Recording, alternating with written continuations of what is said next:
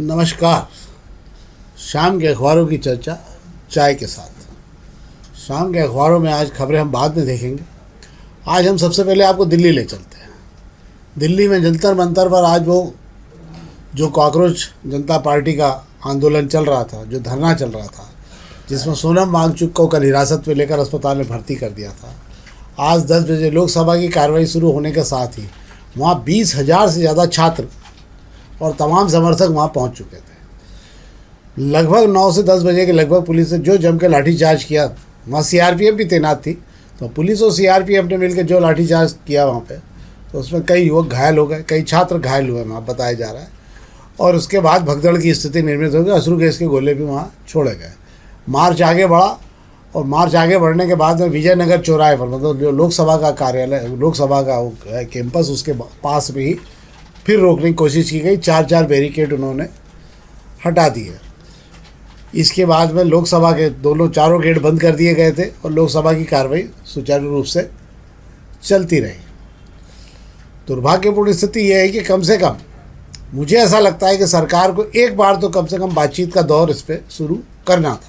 बातचीत सफल या विफल जो भी होती, पर बात करने का होना चाहिए। मुझे लगता है कि शायद अहंकार की पराकाष्ठा माना जाएगा इसे, कि आप बातचीत ही करना नहीं चाहते, मतलब आप कहीं पर भी संवाद करना नहीं चाहते। एक आज्ञाकारी समाज को खड़ा करना चाहते हैं कि हमने जो बोल दिया बस उसमें भेड़ चाल में लोग काम करते रहें। सवाल पूछने की हिम्मत किसी की नहीं होना चाहिए और सवाल होने भी नहीं चाहिए। बस जो हम कह रहे हैं बस वो करते चलो, आपके सवालों का कोई जवाब नहीं। बड़ी दुखद स्थिति है ये।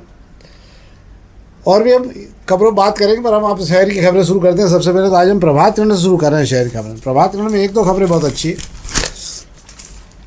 एक तो मेट्रो से 8 करोड़ रुपए मांगे नगर निगम ने। मेट्रो से 8 करोड़ रुपए मांगे। शेखर बागोरा जी खुद की खबर है ये। और गांधीनगर डिपो सभी मेट्रो रेडिसन चौराहे पर 17 स्टेशन बन चुके हैं।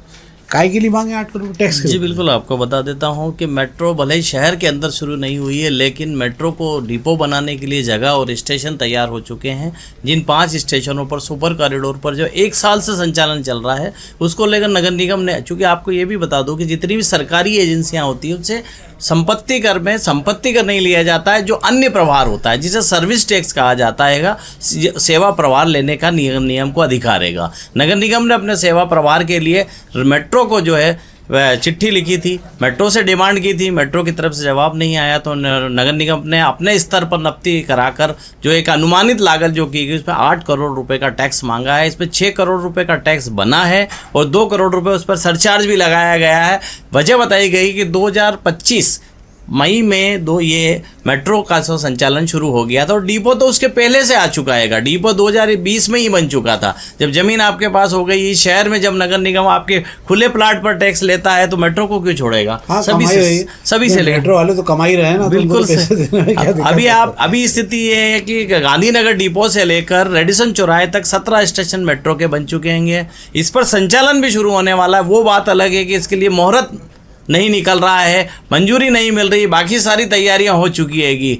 इस तैयारी के बीच में मेट्रो अपनी ट्रेन को, रेल को चलाए या ना चलाए, नगर निगम ने अपना टैक्स मांगना शुरू कर दिया है। और आज नगर निगम की टीम मेट्रो पहुंची भी हैगी। डिपो के लोग टैक्स को लेकर जो है तालमेल नहीं बैठ पा रहा था, उसको लेकर तय किया गया है कि दोनों तरफ के जो अधिकारी और कर्मचारी साथ बैठकर नफ्ती कर लेंगे, उसके बाद हिसाब का लेखा जोखा लगा लिया जाएगा।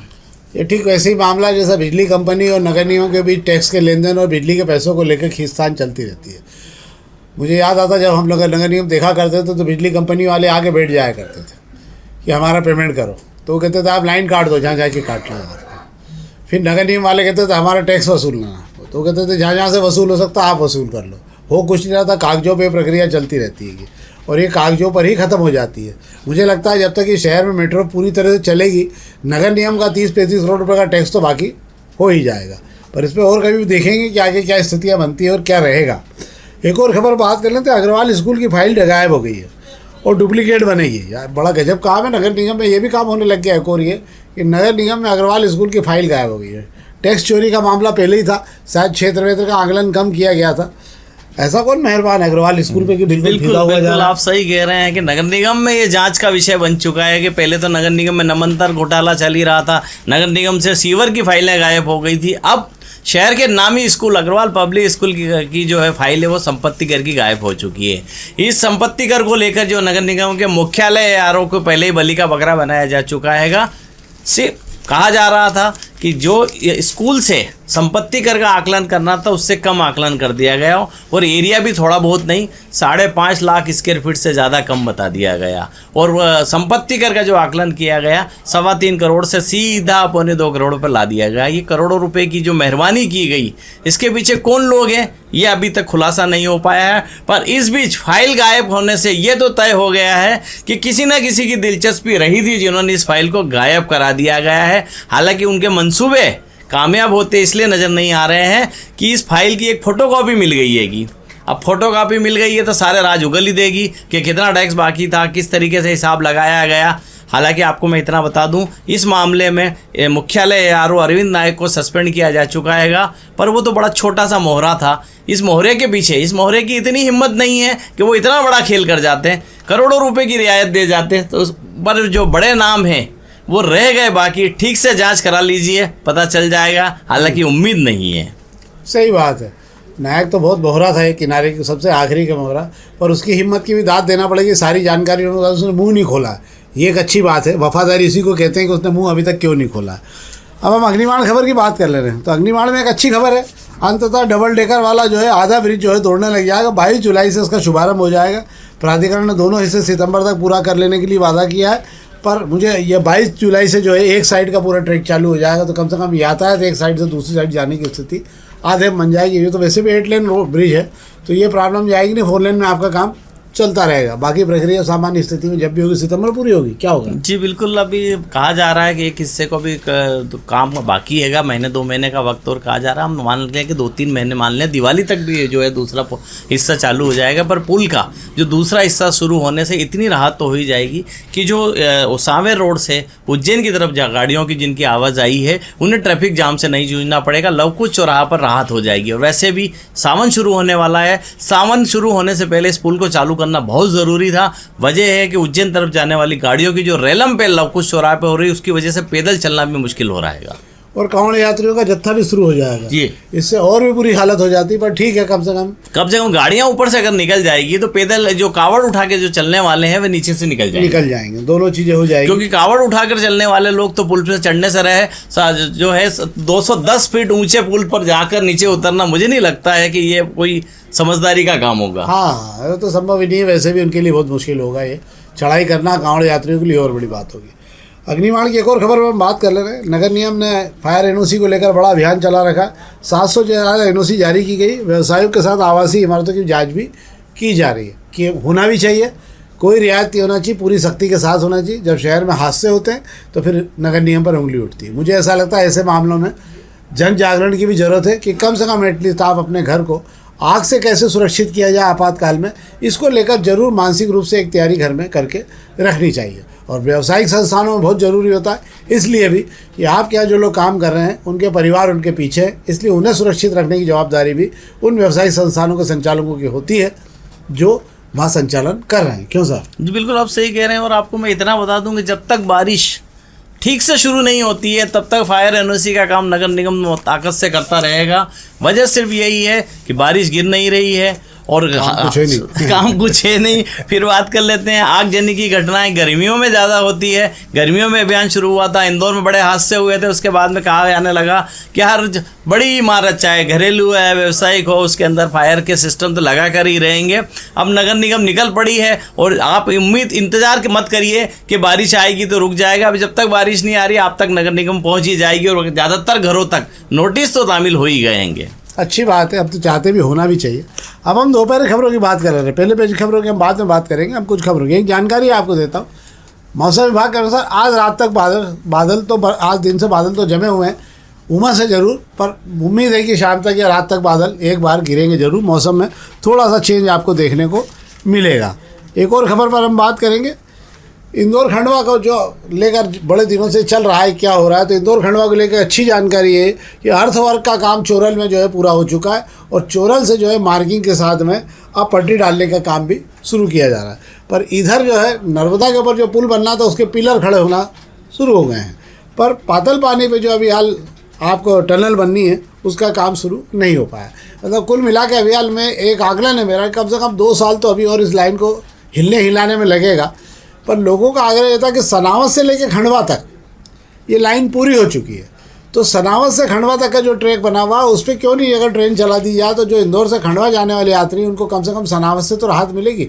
सनावत के बाद में तो ट्रेन से जा सकते हैं वो लोग। इंदौर से खंडवा वाले में इंदौर से सनावत तक का ट्रैक अभी पूरा होने में समय लगेगा। पर मुझे लगता है कि जहाँ तक ट्रैक पूरा है वहाँ तक ट्रेन दौड़ाई जाने में या 2-4 डब्बों की ट्रेन दौड़ाने में मुझे लगता है कोई तकलीफ नहीं होना चाहिए। तो मेरा आकलन है, बाकी तो रेलवे अपने हिसाब से कुछ सोचेगा। पर मार्किंग और ट्रैक शुरू हो गया है चोरल में, ये एक अच्छी बात है। मेरे को लगता है कि हम लगभग बहुत जल्दी, मतलब अगले 3-4 सालों में इंदौर से खंडवा ट्रेन जाती हुई देखने लगेंगे। क्यों सर? जैसे ही खंडवा ट्रेन शुरू हो जाएगी, साउथ की कनेक्टिविटी जो है हमारी मजबूत हो जाएगी। पहले भी जो है खंडवा से जो इंदौर की कनेक्टिविटी थी उसकी वजह से साउथ आना जाना बड़ा आसान हुआ करता था। हाँ, एक छोटे वाली वो मीटर गेज लाइनें चला करती थी, उस पर 2 छोटे बहुत छोटे डब्बों की ट्रेन चला करती थी। और काचीगुड़ा एक्सप्रेस कहा करते थे वो, जो अजमेर से लेकर काचीगुड़ा तक जाती थी। डब्बा कहाँ शुरू होता था और कब खत्म हो जाता था तो पता ही नहीं लगता था उस डब्बों के अंदर। पर ये था कि ढक ढक करके वो कम से कम वहाँ तक तो हैदराबाद तक तो पहुँचा देती ट्रेन। उसके बंद होने के बाद बड़ी दिक्कतें शुरू हो गई, नहीं तो हम साउथ तक हमारा इंदौर का जो है टच बना हुआ था। अब हम प्रभात किरण खबरों की बात कर रहे हैं। अब हम न्यूज़ टुडे की खबरों की बात कर रहे हैं। पत्रिका की नगर निगम की 600 दुकानों के दस्तावेज गायब हैं, ये एक और दूसरी बड़ी खबर है। तो नोटिस देकर व्यापारियों से मांगे जा रहे हैं दस्तावेज, इनका किराया तय नहीं हो पा रहा है, 600 लोगों का निर्धारण नहीं हो पा रहा है, इनकी मालिकी भी शायद तय नहीं हो पा रही। कुल मिला के सारी है कि यहाँ पर भी कुछ ना कुछ उलझन नगर निगम की है। मुझे लगता है नगर निगम के लिए अलग से 4 पेज निकालना शुरू करना पड़ेगा थोड़े दिन बाद अखबारों को कि नगर निगम भ्रष्टाचार दुराचार सबको लेके तभी कुछ आगे इसमें मामला हो पाए। क्या है? जी बिल्कुल, आपको बता दूं शहर के अंदर 4-100 मार्केट नगर निगम के हैं।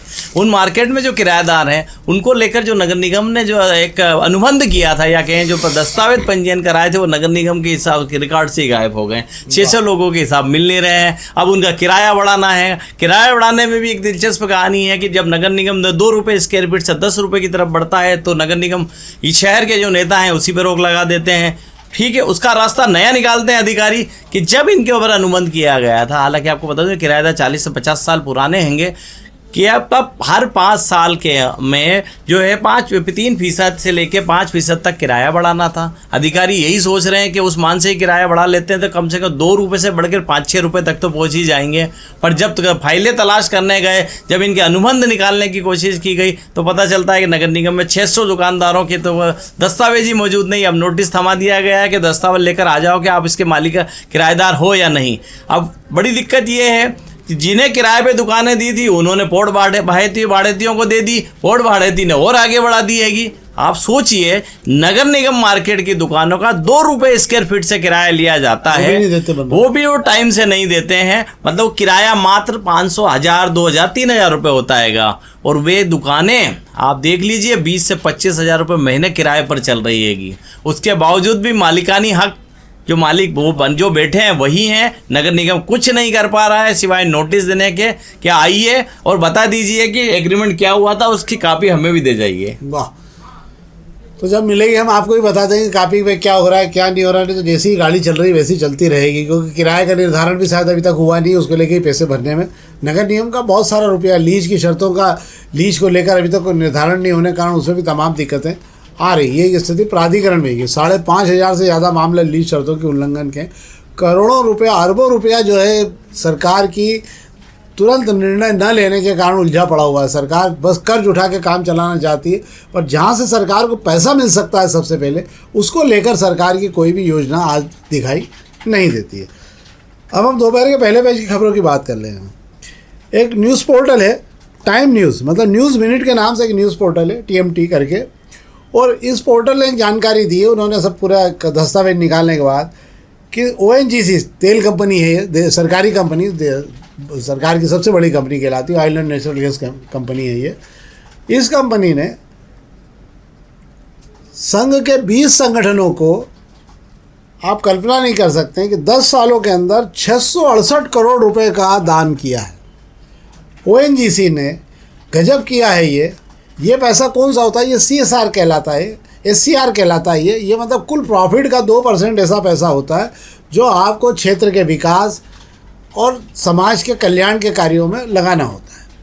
तो ONGC ने यह रुपया जिस प्रकार से बांटा है, इसमें संघ के तमाम जो पंजीकृत अपंजीकृत संस्थाएं हैं उनमें दिया गया है। इसमें एकलव्य संगठन भी है और साध्वी ऋतंबरा का संगठन भी है।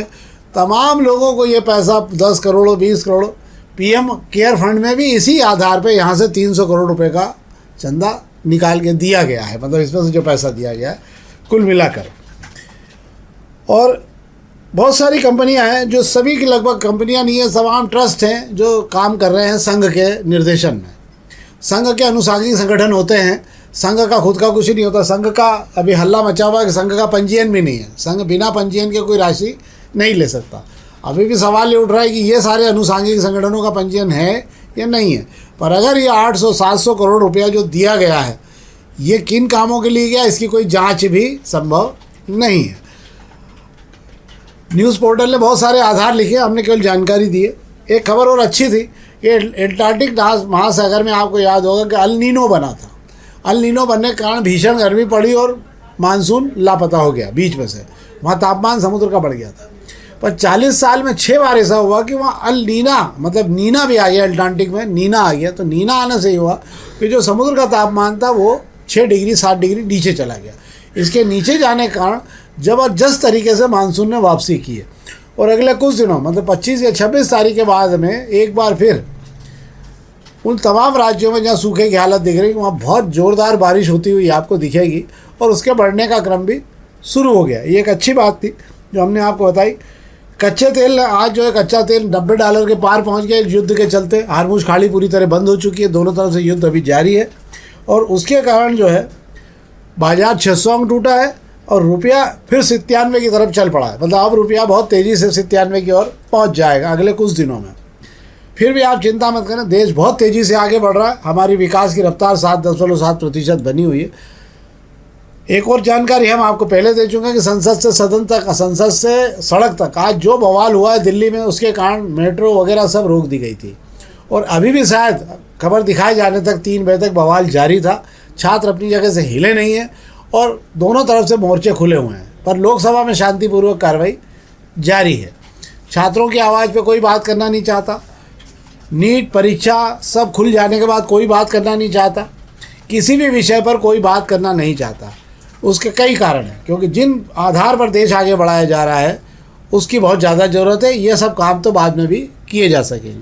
तो ये वो खबरें थी जो हमने आपको अवगत कराया। हम कुछ राष्ट्रीय खबरों पर इसलिए आपको जानकारी देते हैं कि आपको कम से कम शहर के साथ ये जानकारी रहे कि बाहर क्या हो रहा है और आप कम से कम उससे अवगत रहें। दोपहर न्यूज़ का विशेष कार्यक्रम है। हमारा आग्रह से लाइक करिए और लाइक करने के साथ में अगर आपने सब्सक्राइब चैनल को नहीं किया तो ज़रूर करिए और लिंक को ज़रूर अपने मित्रों तक डालिए जो इंदौर से जुड़े हुए लोग हैं, ताकि वो इस कार्यक्रम को अधिक से अधिक देख सकें। बहुत बहुत धन्यवाद।